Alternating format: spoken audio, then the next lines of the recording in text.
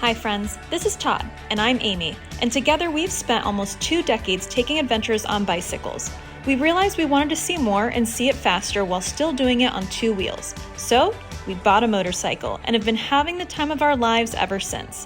Like and subscribe to follow along as we navigate all 50 states on 2 wheels, choosing adventure over things, time over money, and the indescribable joy of being out on the open road.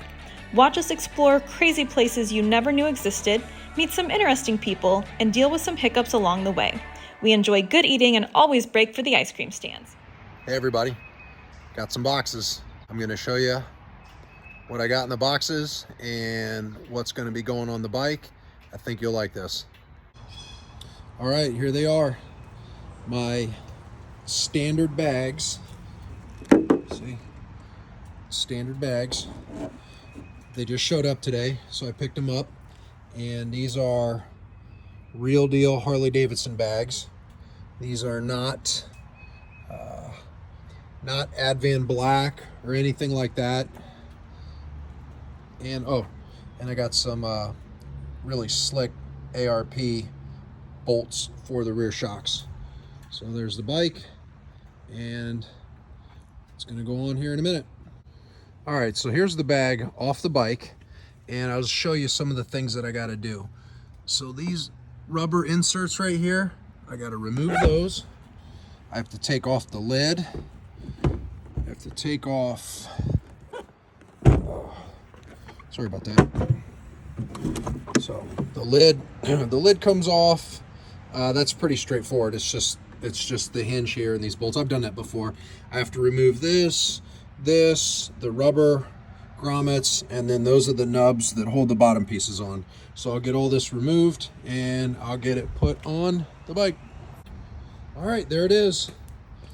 I've got the standard bag all mounted up. Okay, this is the bag that came on the bike. This is Harley Davidson Reef Blue, Vivid Black, and then this is silver, and then that's silver, and that's a decal. That's just a pinstripe feature. You can feel it under the clear coat.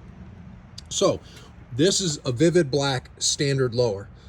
Obviously the top, all that went on there. Okay, so what's going to happen is this winter, my buddy who's a painter is going to put this graphic onto this lower, and it's going to look really, really nice. It's going to look like it would have came that way from the factory, and these being Harley Davidson parts, there's the fit and finish is flawless.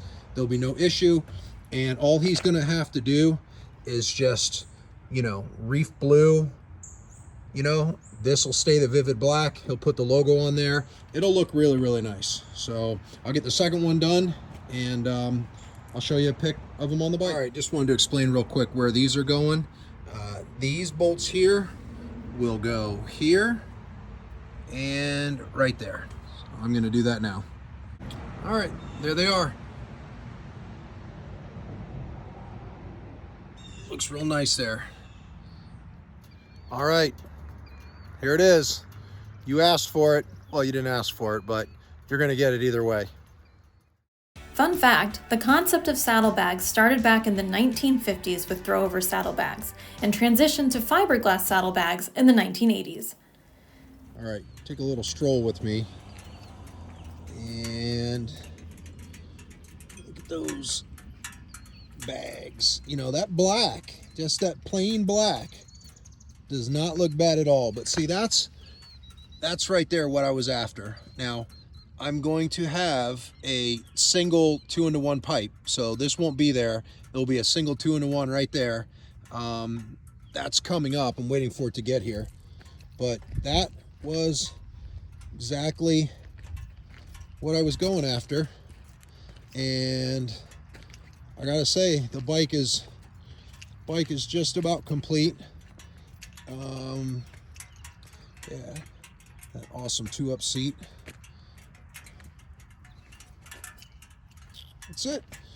The last thing left to do, so this is one of the last things that I'm going to do, is the rear here. So I'm waiting for the amp. So the amplifier's coming. I've got a radio. I already have an antenna relocator that goes behind the fairing. So the reason I'm going to wait to do all this, I wanted to get these bags first, but when all this shows up, I'm going to do all of it at once. I've got to take the fairing off. I've got to take the tank off because I got to run wires to the battery from the amp. And then when I do that, I'll get the antenna, this antenna wire out of there. I'll get my hidden antenna put up underneath the fairing. And then the back end here, all this will be gone. I'll have my filler lights in here. The mullet will be gone.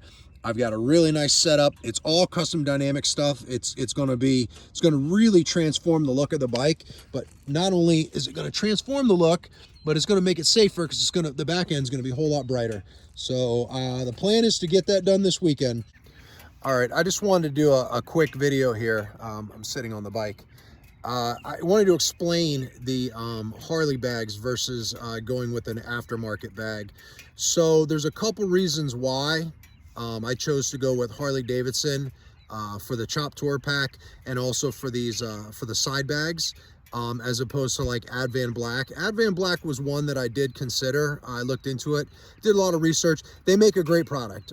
There's no doubt that they make a really good product, but for me, I wanted to use Harley Davidson parts. They're still costing me more than Advan Black stuff would cost, but I'm willing to pay the little bit extra money to get the actual Harley Davidson products as opposed to, again, I'll just say Advan Black, Hogworks.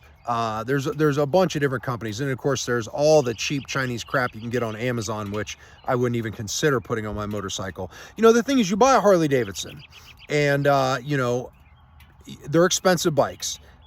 There's a lot of feelings about that. You know, I spent what I did on a Harley because I wanted a Harley. That's why I bought my very first Harley years ago. You know, it doesn't make any sense to me to buy a Harley Davidson and then put a bunch of Chinese knockoff parts on the Harley. My saying has always been, buy right, buy once. And, you know, the Harley Davidson products, they're made here in the USA. I'm talking about the body panels. The fit and finish is phenomenal. The paintwork that's on it perfectly matches the bike, and the plastic is different. You know, there's some research, there's a lot of opinions on it. Some people say that it's all the same, but it's not. You know, the Harley, I have personally, especially when I was looking at getting the Chop Tour Pack, I got to look and touch Advan Black Tour Packs.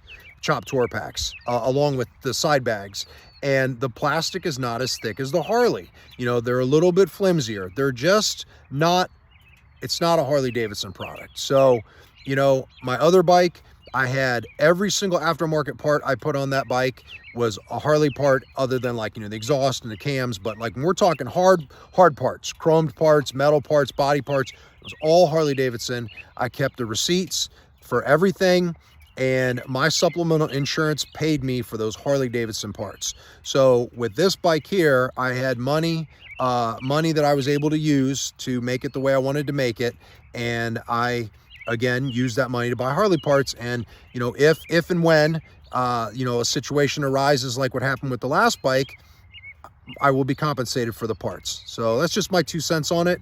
You know, that's just how I feel.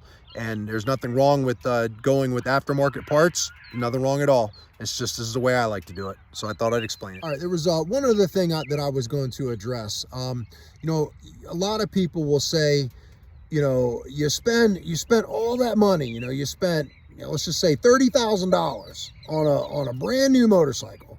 So why are you spending thousands of dollars to change all the parts on that motorcycle? And I get that. You know, it does seem kind of, it could seem kind of foolish. My wife certainly didn't seem to understand at first, but there's a couple reasons. For me, personally, I'm a custom person. Everything I own, I customize to suit my own style, whether that's fit, a functionality standpoint, or it's an aesthetic thing. It's just the way that I've always been. That's what I do. So with this particular bike, I had a certain, you could call it a certain look or style in mind. My old Ultra, I had a certain style with that bike that I went with, and there was a reason behind it, and I really loved that bike. The fishtails on it, the fish scale paint job. I had some other stuff in the works that I was going to do, but with this bike, I wanted to get a completely different bike. I got a Road Glide. I wanted to do more of a, I even hate to use the term, but I wanted to do more of a performance bagger look and style, because I do ride.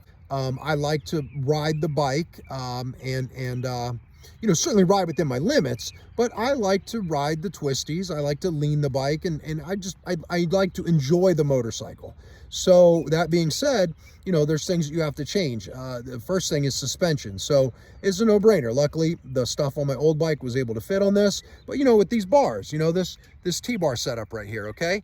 You know, it's not for everybody, but it's a position thing. You know, it puts my hands in a position where they're about level with my shoulders, you know, like that. That's a comfort thing. It's a handling thing, you know. It just so happens that the T-bars kind of look cool too. The gauges up front, you know, they're right there where I can see them. You know, the standard bags, you know, I get a lot of questions. Why would you get a bike with stretch bags and put standard bags on there?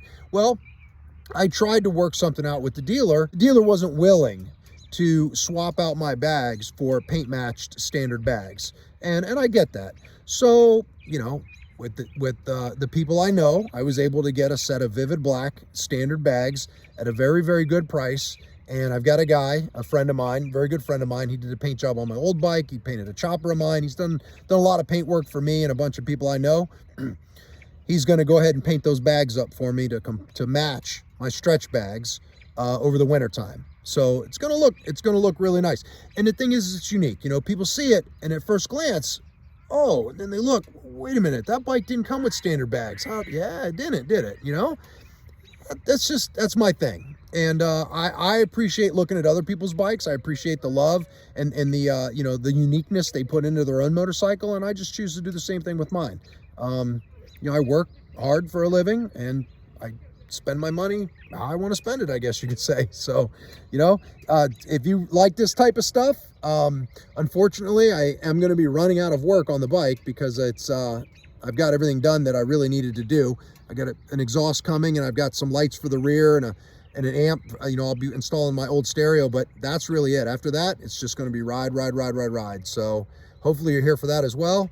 And as I do my own maintenance, I'll certainly film that because I do all my own work.